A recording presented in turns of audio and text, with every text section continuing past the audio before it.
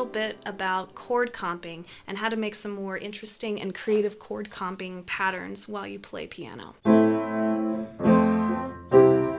So, chord comping is, instead of reading written out sheet music, you just follow a chord chart, which shows you a series of chords that you can go ahead and play that create the harmonic structure for a song. So most chord charts will look something like this, where you have the chords written out with little lines in between them to indicate the measures. So what I have here on my board is a chord progression that is an A minor, F, C, and G chord.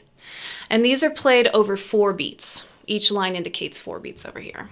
This is a very common chord progression. You've probably heard it before. It sounds a little bit familiar. It is the basis for a lot of pop and rock songs that have been very famous. This particular chord progression has Roman numerals associated with it, and those are minor 6, 4, 1, and 5. And the Roman numerals indicate what degree of the scale the chord occurs upon.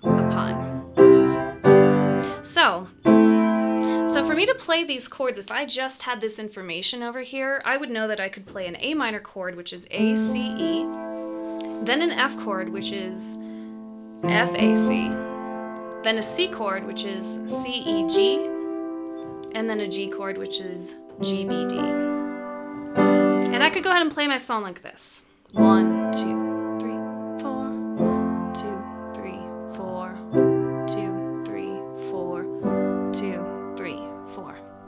That's pretty nice, but that's a little bit boring. So if I'm going to be using this as a basis for I'm playing with an ensemble, or I'm going to be singing over these chords, and this is like my harmonic structure of the song, there's a lot of ways that I can jazz up these chords a little bit so they sound more interesting to play. So first thing that we can do is go ahead and add an arpeggio over the chords. So I have my A minor chord, and that is A, C, E. What I'm going to do is I'm going to play this pattern where I go root, 3rd, 5th, 3rd over the chord. And for piano, you're going to be using fingers 1, 3, 5, 3, pretty much. So I can go ahead and use that pattern over this chord. 2, 3, 4. Then move to the next chord, play the same pattern. 1, 2, 3, 4. 1, 2, 3, 4. And again.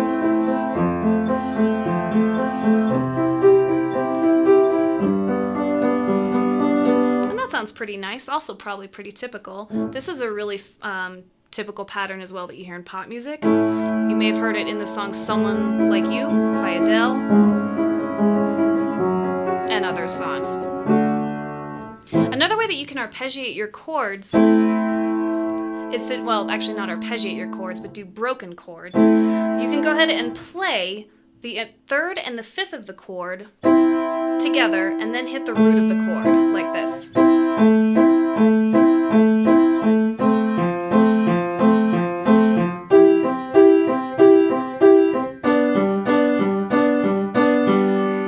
Kind of a similar pattern with 8th notes over here, but instead of just breaking up the individual notes, I'm playing 2 at a time. And that sounds like this.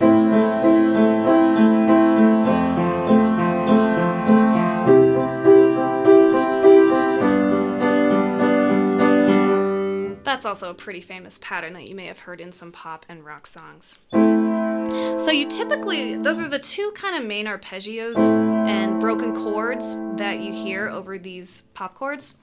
You don't typically hear a down-up pattern as much with your chords, which would be like this. I'm playing the root of the chord, and then the 3rd and the 5th. That doesn't happen quite as much in pop music. That happens more often in waltzes, which are in 3/4 time. 2, 3, 1, 2, 3. So you might hear that more. But not so much a song that is in 4/4 time. All right, so there are many other ways that we can also jazz up our chords a little bit. Inversions. Inversions are going to make everything sound a little more interesting. So an inversion is when you take the notes in the chord and you rearrange the order of them. So the way that I've been playing these is always root note, 3rd, and then 5th. But I'm going to go ahead and add in inversions, and that's where I start on either the third or the fifth of the chord. So this is called root position. If I start on C, then my notes for my A minor chord are C, E, and then A. That's called first inversion. If I start on the fifth note, which is E, then that is called second inversion. So root, first inversion, and second inversion. So instead of moving my hand all around to play the chords in the same shape, I'm going to vary the shape that I do. So I'm going to go ahead and actually write these fingerings down so you can kind of see these a little bit better. I'm going to go ahead and do a root position. And then I think I'm going to do a first inversion. And then I'm going to go back to another root position chord. And then I'm going to go to a first inversion as well. So that would sound like this. Root chord, and then my first inversion, the next chord is F. I'm going to go ahead and play A, C, F. And this is nice because I can shift really easily to the chord. I don't have to pick my whole hand up and move anywhere. Okay, so root position over the A minor chord, first inversion over the F. Now I'm going to go to a root position for the C, which is C, E, G. And then I'm going to go to a first inversion for the G, which is going to be B, D, G. So now I've got a little bit more variation in my sound here.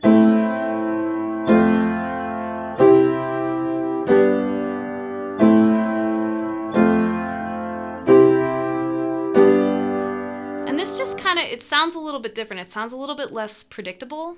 You can't, I mean, it's still a pretty common chord progression, but you also can, it also isn't quite as just symmetrical sounding. So, on top of this, you can also add in those arpeggios and those broken chords.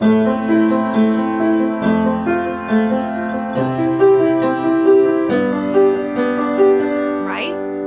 Or the one broken chord.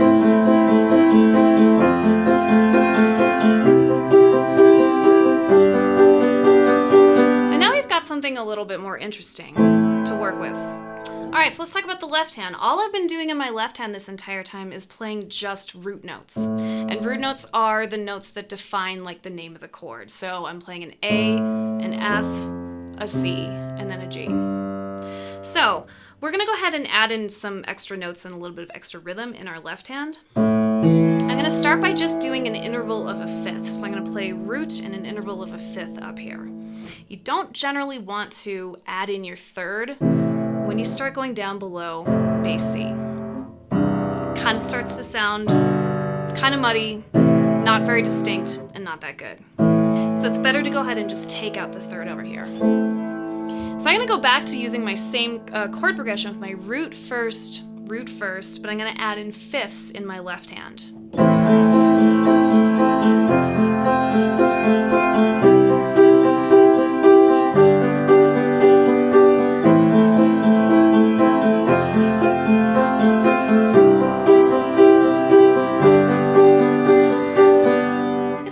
A little bit fuller. Now, I can also go ahead and add in a full octave in my left hand as well. And that would sound like this.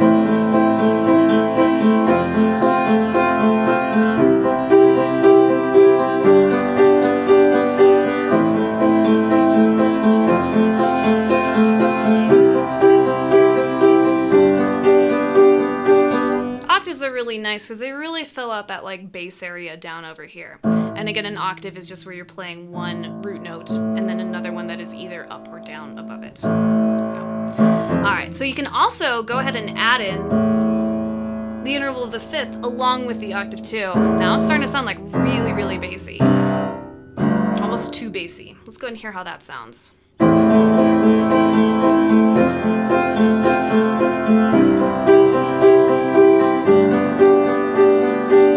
It's pretty bassy, isn't it? So, it's nice to practice doing your octaves and your fifths because you don't have to play all of the notes at the same time. You can also add an arpeggio over these notes as well, okay? Or you could go ahead and play them on just different beats in each measure over here. So I'm going to go ahead and play this. I'm going to break up the notes that I have here, my octave and my fifth, and I'm going to play them with a rhythm that looks like this.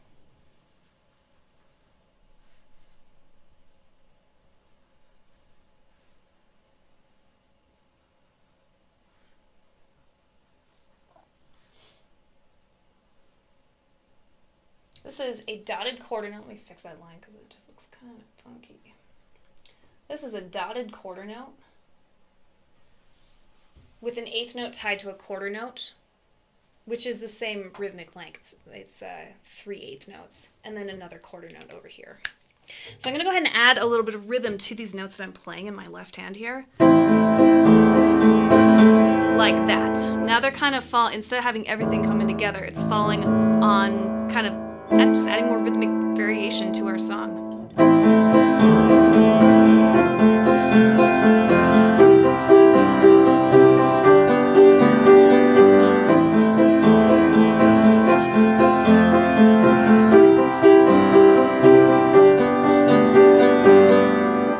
Sound pretty full and a little bit more interesting as well. Now, in your left hand, you could alter these. You could start down on the lowest note in the octave, then the fifth, and then the higher octave. Or you could go low note, higher note, and then the fifth. It doesn't really matter.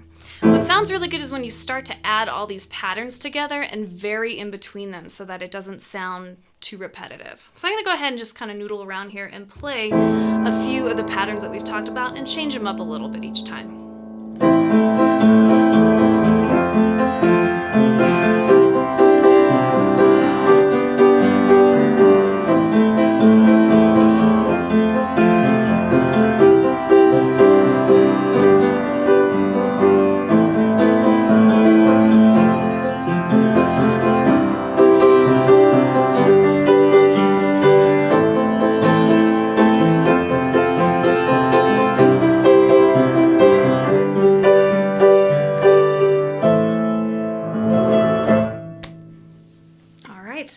And that is just some of a few things that you can do to make your chord comping a little bit more interesting.